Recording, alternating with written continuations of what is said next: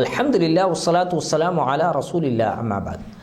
கண்ணியத்திற்குரிய சகோதர சகோதரிகளே, நாம் கண்ணியமிக்க புனிதமிக்க மாதமான ரஜபு மாதத்திலே அமர்ந்து கொண்டு இருக்கிறோம்.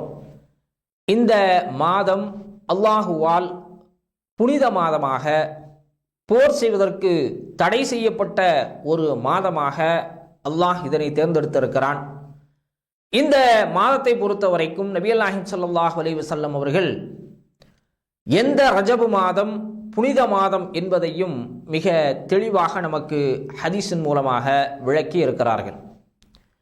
அல்லாஹ் சுப்ஹானஹு வ தஆலா தன்னுடைய திருமறையிலே சொல்லுகிறான், இன்ன இத்தத்து ஷுஹூரி இன்தல்லாஹி 12 ஷஹரன் ஃபீ கிதாபில்லாஹ் யௌம ஹலகஸ் ஸமாவாதி வல் அர்த் மின்ஹா அர்பஅத்துன் ஹுருமுன் ذلك தீனுல் கய்யிம் ஃபலா தظلمு ஃபீஹின்ன அன்ஃபுஸகும். அல்லாஹ் தன்னுடைய திருமறையிலே மிக தெளிவாக சொல்லுகிறான், இந்த வானம் பூமி படைக்கப்பட்ட நாளில் இருந்து அல்லாஹுடைய கணக்கில் மாதங்கள் என்பது 12ஆக இருக்கிறது.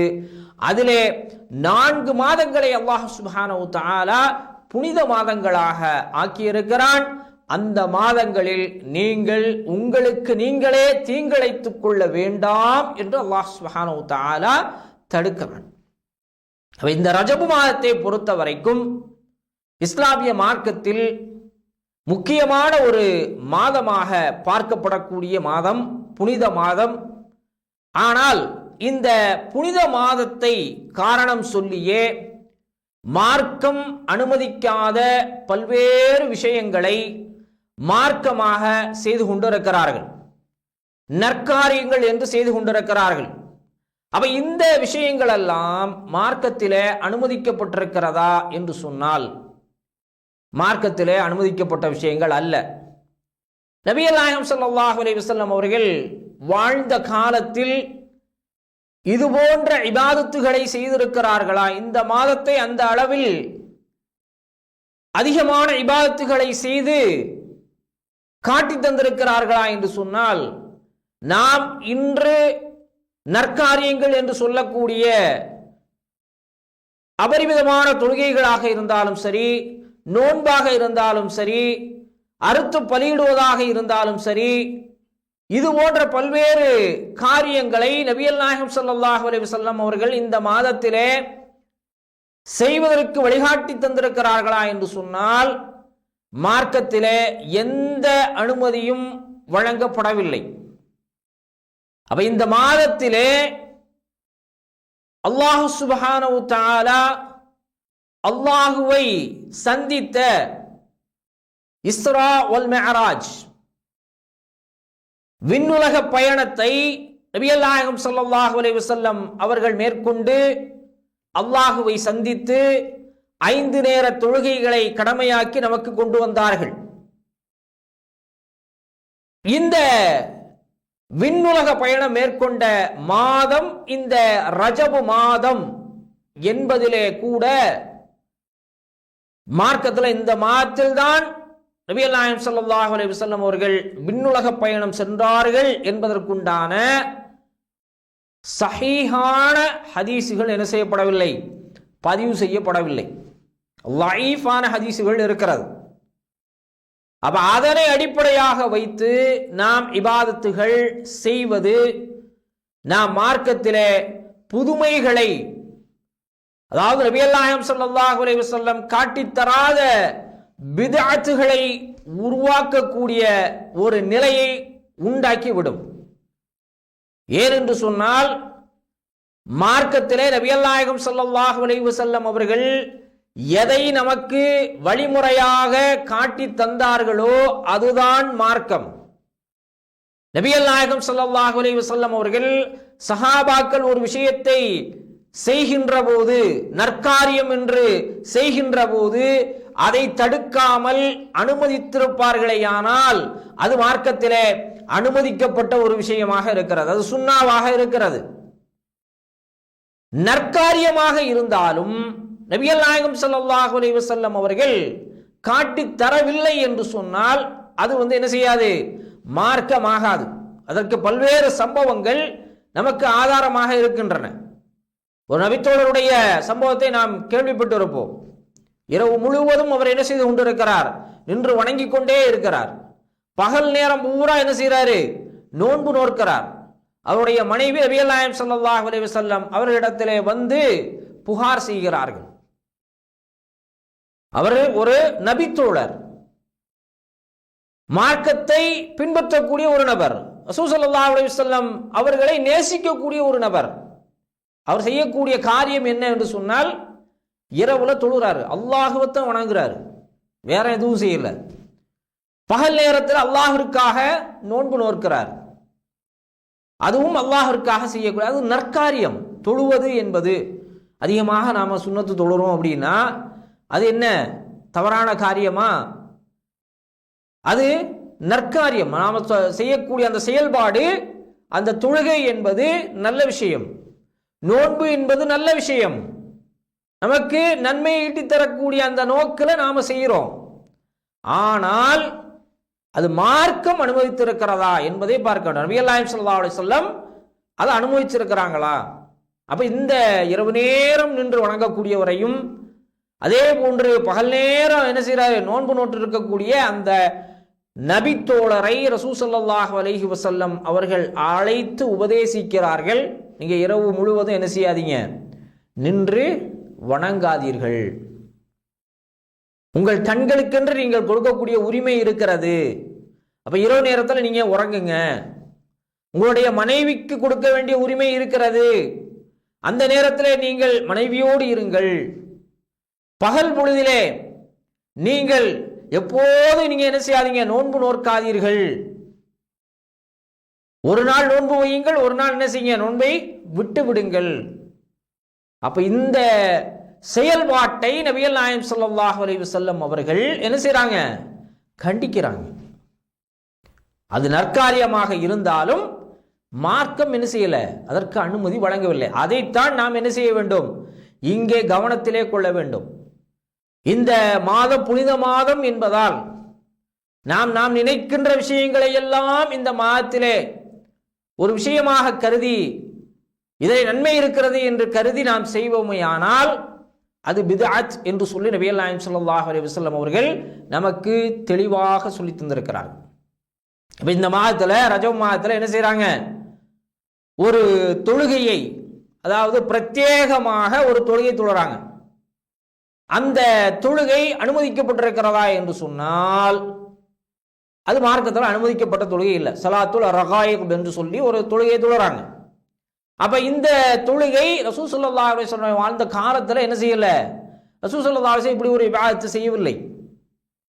அதே போன்று இமாம்கள், மார்க்க அறிஞர்கள், சஹாபாக்கள் எல்லோருமே இந்த விஷயத்தை என்ன செய்யறாங்க? இப்படி ஒன்று நபிகள் நாயகம் ஸல்லல்லாஹு அலைஹி வஸல்லம் உடைய காலத்தில் நடைபெற்றதில்லை. இது ஒரு பித்அத், ஒரு நூதன பழக்கம் என்று சொல்லி நபிகள் நாயகம் ஸல்லல்லாஹு அலைஹி வஸல்லம் அவர்கள் செய்யாத செயல் என்று சொல்லி என்ன செய்யறாங்க?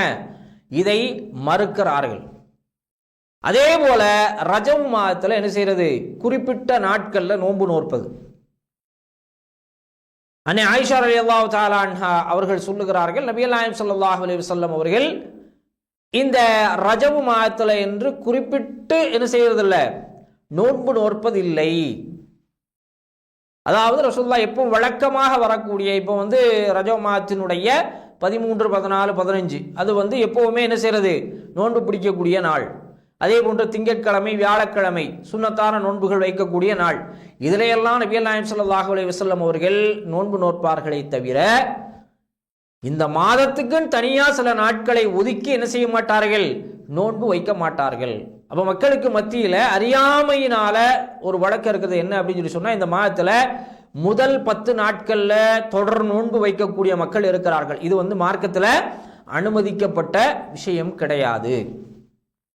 அதே போல இந்த ரஜபு மாதத்துல என்ன செய்யறாங்க அப்படின்னா, இஅ்திகாஃப் இருக்கக்கூடிய பழக்கம் சில நாடுகளிலே இருக்கிறது. சில மக்கள் இந்த பழக்கத்தை என்ன செய்யறாங்க?